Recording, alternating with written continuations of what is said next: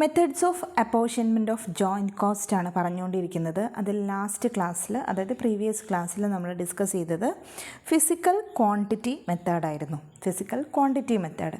ഇനി നമുക്ക് ഈ ഒരു ക്ലാസ്സിൽ ഡിസ്കസ് ചെയ്യാനുള്ളത് വെയ്റ്റഡ് ആവറേജ് അല്ലെങ്കിൽ സർവേ മെത്തേഡ്, അതുപോലെ തന്നെ contribution margin method, sales value method, sales price method, net realisable value method. അതിൽ ഫസ്റ്റ് വണ്ണാണ് വെയ്റ്റഡ് ആവറേജ് അല്ലെങ്കിൽ സർവേ മെത്തേഡ് എന്ന് പറയുന്നത്. അപ്പം നിങ്ങൾ ആ ഇതിൽ തന്നെ നോക്കുക, നമുക്ക് എന്തുണ്ട്, വെയ്റ്റഡ് ആണ്, വെയ്റ്റഡ്. സോ വെയ്റ്റഡ് ആവറേജ് അല്ലെങ്കിൽ സർവേ മെത്തേഡ് എന്ന് പറയുമ്പോൾ വെയ്റ്റ് യൂണിറ്റ്സിൻ്റെ വെയ്റ്റ് വെച്ചിട്ടാണ് നമുക്ക് എന്ത് ചെയ്യാം ഇതിൽ കാണുന്നത്. അപ്പോൾ ഇവിടെ വെയ്റ്റ് ഫാക്ടേഴ്സ് എന്ന് പറഞ്ഞിട്ട് തരുന്നത് എന്തൊക്കെയായിരിക്കും, എന്തിനൊക്കെ ബേസിലായിരിക്കും നമ്മൾ ഈ വെയ്റ്റ് എടുക്കുന്നത്. ഒന്നെങ്കിൽ എത്ര ടൈം നമ്മൾ ഈ പ്രൊഡ്യൂസ് ചെയ്യാൻ എടുക്കുന്നുണ്ട്, അല്ലെങ്കിൽ പ്രൊഡക്ഷൻ, അല്ലെങ്കിൽ അതിൻ്റെ വോളിയം, അല്ലെങ്കിൽ സെല്ലിംഗ് പ്രൈസ്, ഇതിൻ്റെയൊക്കെ ബേസിൽ നമ്മൾ ആ വെയ്റ്റ് എടുത്തിട്ടാണ് നമ്മൾ എന്ത് ചെയ്യുന്നത്, ഇവിടെ പ്രോഡക്ട്സിനെ മൾട്ടിപ്ലൈ ചെയ്തിട്ട് ആ ഒരു അസൈൻ ചെയ്യുന്ന വെയ്റ്റ് നമുക്ക് ഓൾറെഡി ആ ഒരു ക്വസ്റ്റ്യനിൽ തരും. അത് വെച്ചിട്ട് നമ്മൾ കാണുന്ന മെത്തേഡിനെയാണ് നമ്മൾ വെയ്റ്റഡ് ആവറേജ് അല്ലെങ്കിൽ സർവേ മെത്തേഡ് എന്ന് പറയുന്നത്. അപ്പോൾ നിങ്ങൾക്ക് ഒരു പ്രോബ്ലം ചെയ്തിട്ട് അതിലൂടെ കണ്ടുപിടിക്കുമ്പോൾ കുറച്ചുകൂടി നിങ്ങൾക്ക് മനസ്സിലാവും. ഇപ്പോൾ ഈ ഒരു പ്രോബ്ലത്തിൽ from the following particulars calculate the cost of joint products under the weightage weighted average കോസ്റ്റാണ് അത്, വെയ്റ്റഡ് ആവറേജ് കോസ്റ്റ് മെത്തേഡ്. അപ്പോൾ ജോയിൻറ്റ് പ്രോഡക്ട്സ് 3 തന്നിട്ടുണ്ട്, എയും ബിയും സിയും തന്നിട്ടുണ്ട്. യൂണിറ്റ് പ്രൊഡ്യൂസ്ഡ് എ എന്ന് പറയുന്നത് 10,000 ആണ്, ബി എന്ന് പറയുന്നത് 2,000 ആണ്, സി എന്ന് പറയുന്നത് 8,000 ആണ്. ടോട്ടൽ നമുക്ക് 20,000 കിട്ടിയിട്ടുണ്ട്.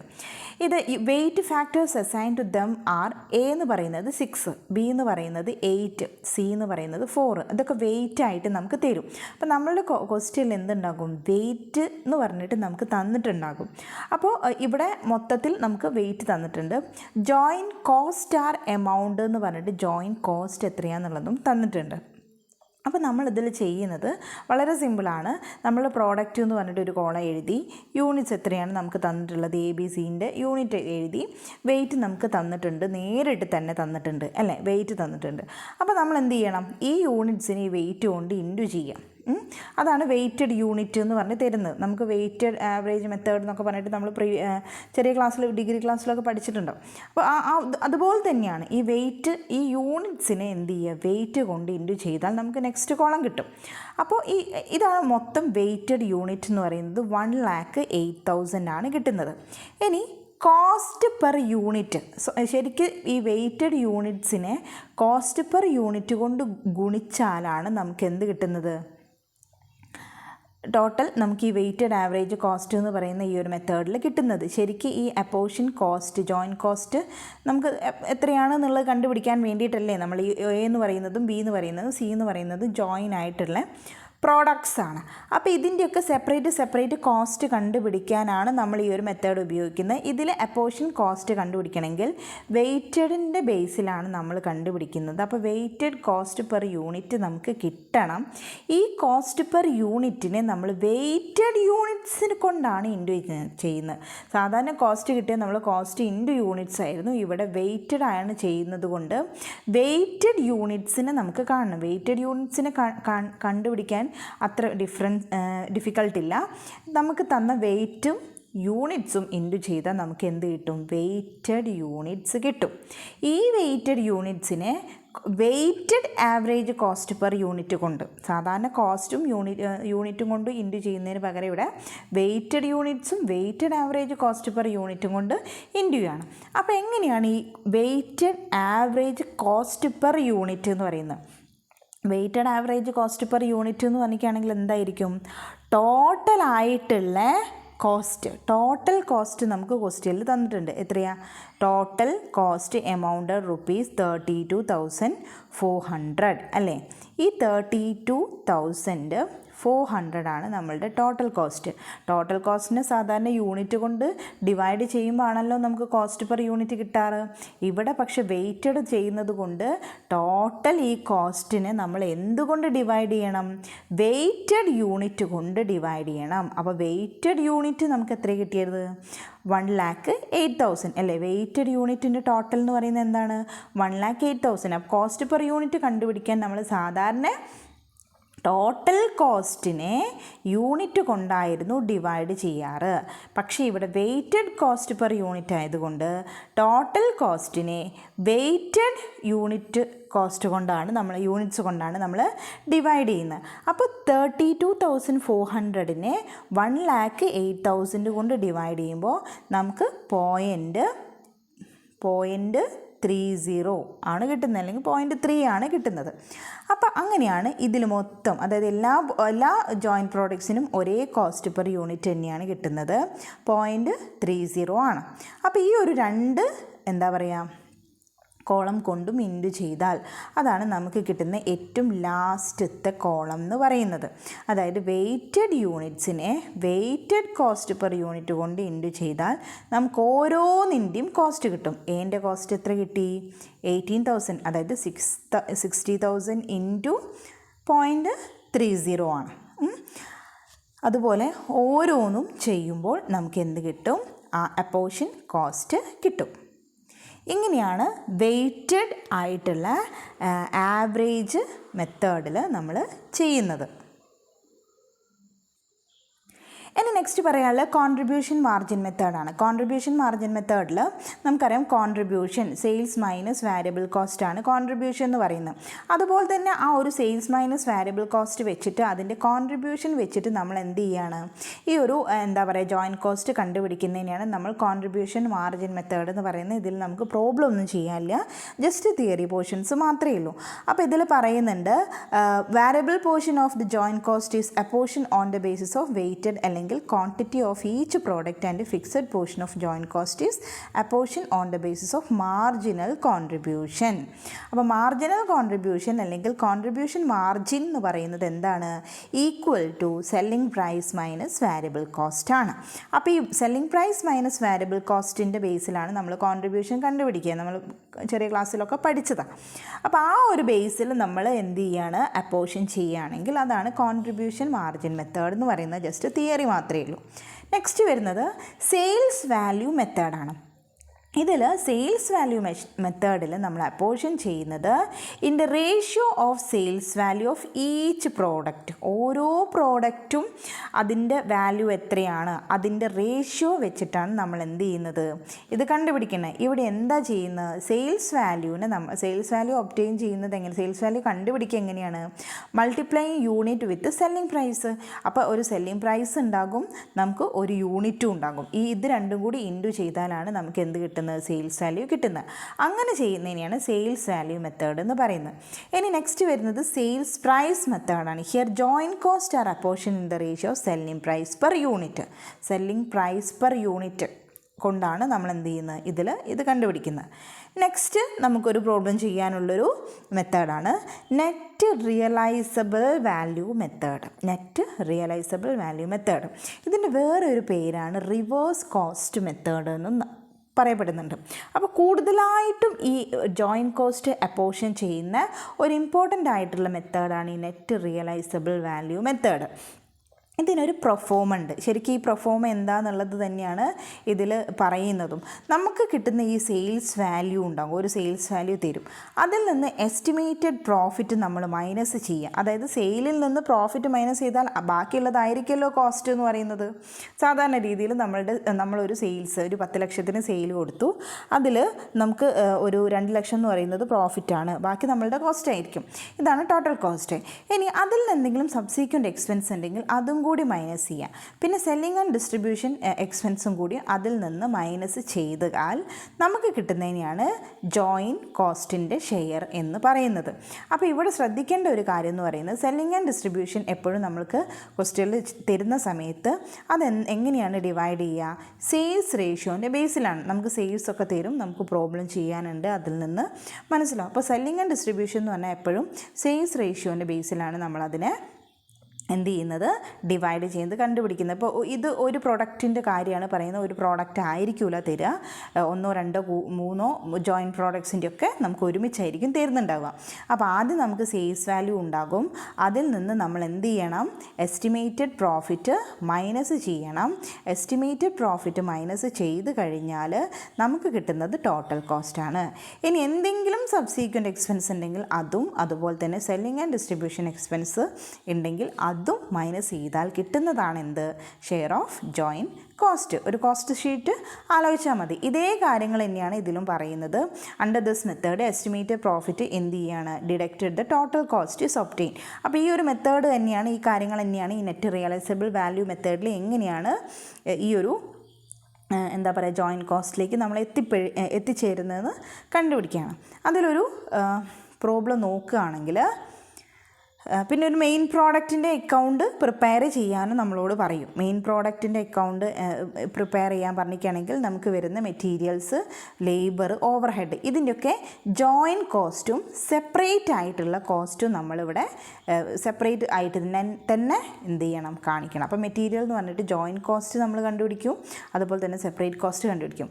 ലേബറിൻ്റെ തന്നെ ജോയിൻറ്റ് കോസ്റ്റും ഉണ്ടാകും, സെപ്പറേറ്റ് കോസ്റ്റും ഉണ്ടാവും. ഓവർ ഹെഡിൻ്റെ ജോയിൻറ്റ് കോസ്റ്റും ഉണ്ടാവും, സെപ്പറേറ്റ് കോസ്റ്റും ഉണ്ടാവും. സെല്ലിംഗ് ആൻഡ് ഡിസ്ട്രിബ്യൂഷൻ എന്ന് പറഞ്ഞാൽ ഒറ്റ എക്സ്പെൻസ് അല്ലേ ഉണ്ടാവുക, അപ്പോൾ അത് അങ്ങനെ തന്നെ എഴുതുക. ഇനി ബൈ പ്രോഡക്റ്റ് അക്കൗണ്ട് ഉണ്ടാവും, കോസ്റ്റ് ഓഫ് പ്രൊഡക്ഷൻ ഉണ്ടാവും. ഇവിടെ എന്തെങ്കിലും സെയിൽസ് ഉണ്ടെങ്കിൽ ആ സെയിൽസും കൂടി ഈ ഒരു ഭാഗത്തുണ്ടാവും. ഇങ്ങനെയാണ് മെയിൻ പ്രോഡക്റ്റിൻ്റെ അക്കൗണ്ട് എന്ന് പറഞ്ഞിട്ട് വരുന്നത്. അതിലൊരു പ്രോബ്ലം നോക്കുകയാണെങ്കിൽ a factory producing article X also produce a by product Y which is further processed into finished product. The joint cost of manufacture is given below. Materials തന്നിട്ടുണ്ട് 50,000, labour 30,000 തന്നിട്ടുണ്ട്, അതുപോലെ തന്നെ over head 20,000 തന്നിട്ടുണ്ട്. അപ്പോൾ ഈ തന്നിരിക്കുന്നത് എന്താണ്, ഈ തന്നിരിക്കുന്നത് ജോയിൻറ്റ് കോസ്റ്റാണ്. അപ്പോൾ ടോട്ടൽ ജോയിൻറ്റ് കോസ്റ്റ് ഞാൻ ഇവിടെ എഴുതി വെക്കുകയാണ്, ഫർദർ നമുക്ക് ആവശ്യത്തിന് വേണ്ടിയിട്ടാണ്. 1 lakh കിട്ടി അല്ലേ. ഈ 1 lakh നമ്മളുടെ ടോട്ടൽ ജോയിൻറ്റ് കോസ്റ്റ് നമുക്കിവിടെ കിട്ടുന്നത്.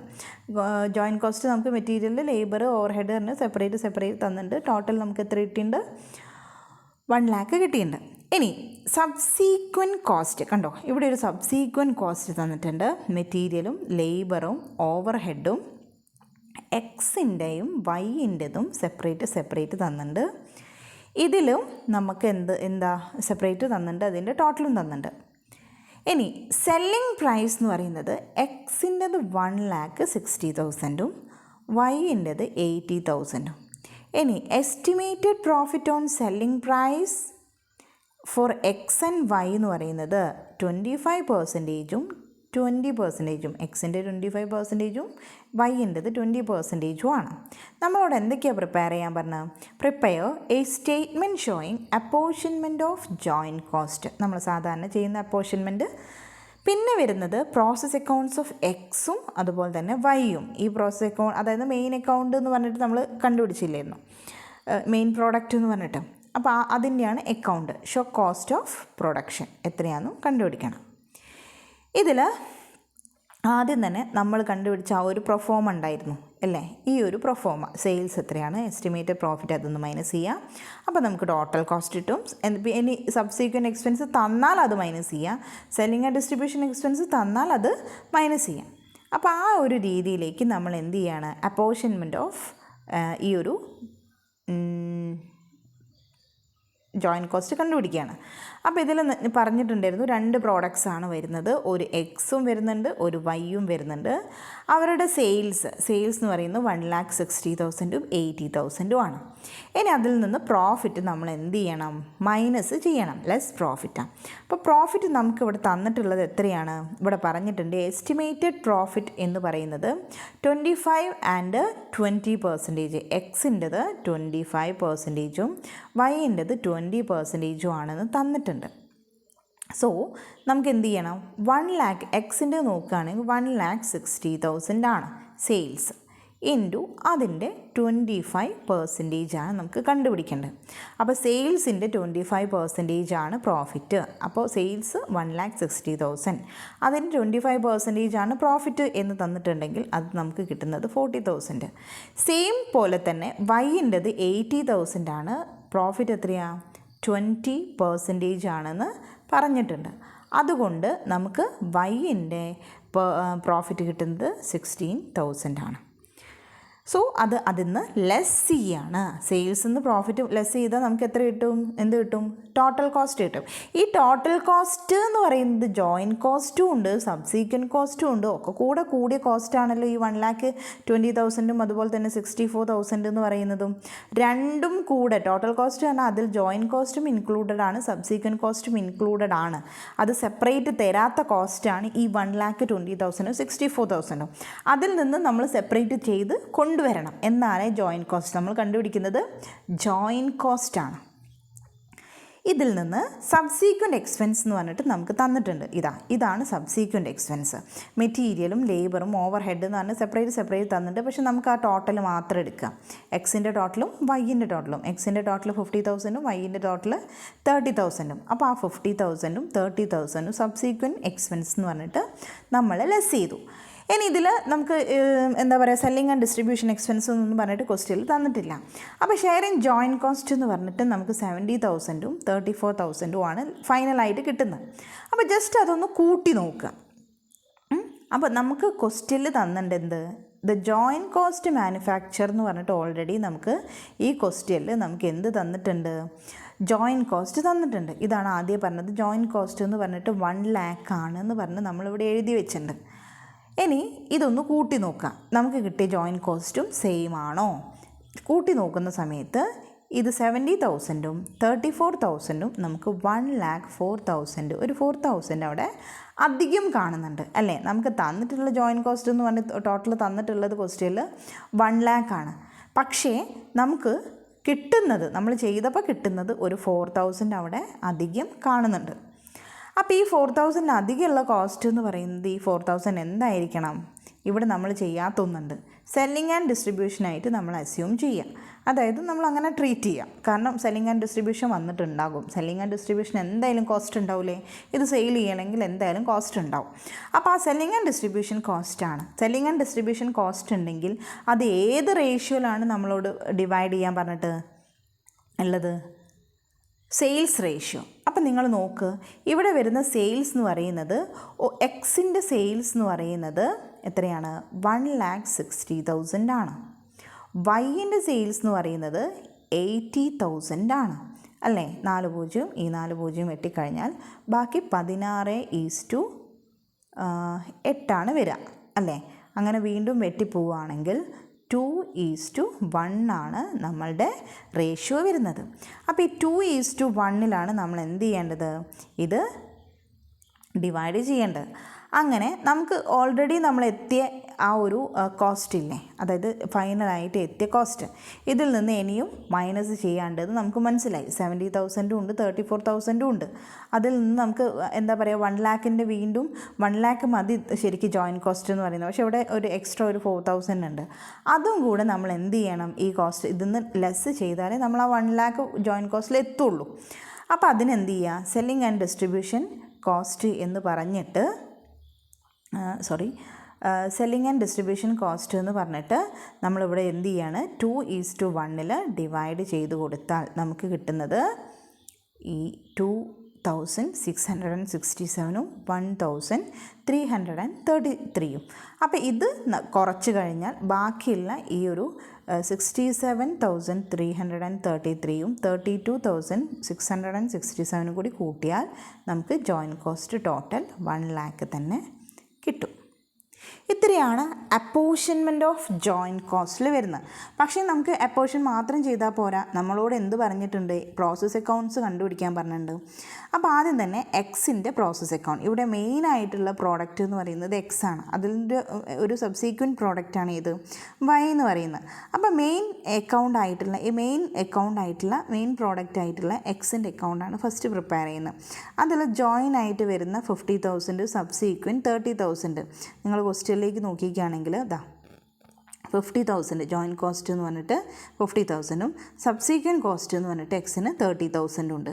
അതുപോലെ തന്നെ ലേബറിന് 30,000 ഉണ്ട്, ലേബറിന് 14,000 ഉണ്ട്, ഓവർ ഹെഡിന് 20,000 ഉണ്ട്, ഓവർ ഹെഡിന് 6,000 ഉണ്ട്.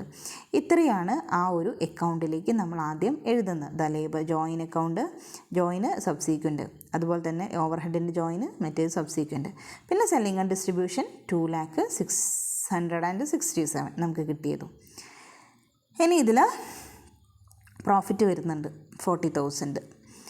ദെൻ ഇതിൽ സെയിൽസിൽ വരുന്നത് 1,60,000 ആണ്. അങ്ങനെ നമ്മൾ ബാലൻസ് ചെയ്യുന്ന സമയത്ത് വൈ അക്കൗണ്ടിലേക്ക് നമുക്ക് പോകേണ്ടത് 32,667 ആണ് വൈ അക്കൗണ്ടിലേക്ക്. ഇനി വൈ അക്കൗണ്ട് നോക്കുന്ന സമയത്ത് ഈ 32 നമ്മൾ എക്സിൻ്റെ അക്കൗണ്ടിൽ നിന്ന് ട്രാൻസ്ഫർ ചെയ്തത് ബാക്കി material, labour, over head, selling and distribution, അതുപോലെ തന്നെ പ്രോഫിറ്റ് ആൻഡ് ലോസ് ബൈ സെയിൽസും ഇവിടെ വരുന്നുണ്ട്. പ്രോഫിറ്റ് ആൻഡ് ലോസ് അക്കൗണ്ട് എന്ന് പറയുന്നത് ബാലൻസ് ചെയ്ത് ഫിഗർ ആയിരിക്കും. സെയിൽസ് നമ്മൾ 80,000 ഓൾറെഡി ഉള്ളതാണ്. അപ്പോൾ ഇങ്ങനെയാണ് നമ്മളുടെ നെറ്റ് റിയലൈസബിൾ വാല്യൂ മെത്തേഡിൽ ചെയ്യുന്നത്. അപ്പോൾ ഇതിൽ എന്തൊക്കെയാണ് വരുന്നത്? ഈ ഒരു പ്രൊഫോമയാണ് മെയിനായിട്ട് നമ്മൾ ശ്രദ്ധിക്കേണ്ടത്. സെയിൽസ്, എസ്റ്റിമേറ്റഡ് പ്രോഫിറ്റ് അതിന് മൈനസ് ചെയ്യുക, ടോട്ടൽ കോസ്റ്റ്, പിന്നെ പ്രോസസ് അക്കൗണ്ട് നിങ്ങൾക്ക് പ്രിപ്പയർ ചെയ്യാനറിയാം, അതിൻ്റെ ഒരു പ്രൊഫോമയും നോക്കി വെക്കുക. അപ്പോൾ ഇത്രയാണ് നെറ്റ് റിയലൈസബിൾ വാല്യൂ മെത്തേഡിലുള്ളത്. ഇതൊന്നുകൂടി റിവൈസ് ചെയ്തിരിക്കുകയാണെങ്കിൽ ഇത് റിവേഴ്സ് കോസ്റ്റ് മെത്തേഡെന്നും കൂടി അറിയുന്നുണ്ട്. ഇത്രയാണ് നമ്മളുടെ മെത്തേഡ്സ്. അപ്പോൾ ആ ഒരു മെത്തേഡ്സ് ഇവിടെ കഴിയുകയാണ്. Methods of apportionment of joint cost, ഇത്രയാണ് ടോട്ടലായിട്ട് നമുക്ക് വരുന്ന മെത്തേഡ്സ് വരുന്നത്.